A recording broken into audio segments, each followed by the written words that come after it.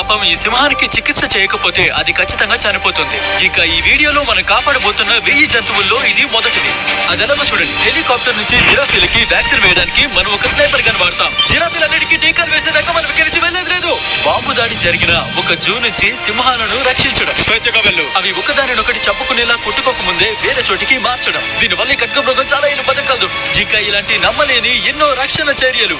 ఈ సింహం ప్రాణాలు కాపాడే శస్త్రచికిత్స చేయడంతో మొదలెడుతున్నాం. ఇతను డాక్టర్ అలెక్స్. మనం ఇప్పుడు ఏం చేయబోతున్నాం? ఈ సింహానికి పంటి ఇన్ఫెక్షన్ ఉంది. అది నిజంగా దీని ప్రాణం తీయగలదు. కాబట్టి సింహం ప్రాణాన్ని కాపాడడానికి మనం రూట్ కెనాల్ చేయబోతున్నాం. దాని పంటిలోని ఇన్ఫెక్షన్ ని తీసివేయడానికి మనం దీని ప్రాణాలు కాపాడే సర్జరీ చేస్తున్నాం. ప్లీజ్ ఈ పెదవు నువ్వు ఇలా పట్టుకుంటావా? ఓరి దేవుడా, అతను నిజంగా దాని పళ్ళ నుంచి చెత్తను బయటికి తీస్తున్నాడు. ఇంకా ఈ మురికి ట్రీట్మెంట్ ఇవ్వకపోతే అది చివరికి సింహం గుండె కవాటాలకు చేరుకుంటుందా? అవును, ఖచ్చితంగా. ఒకవేళ అది నిద్రలేస్తే ఏమవుతుంది? అది నా వేలు కొరికి పడేస్తుంది. నా వేలుని కూడా. ఇది బాగుంది. ప్రొసీజర్ పూర్తయింది. దాన్ని వదిలేద్దాం పదండి. ఇప్పుడు సింహం సంతోషంగా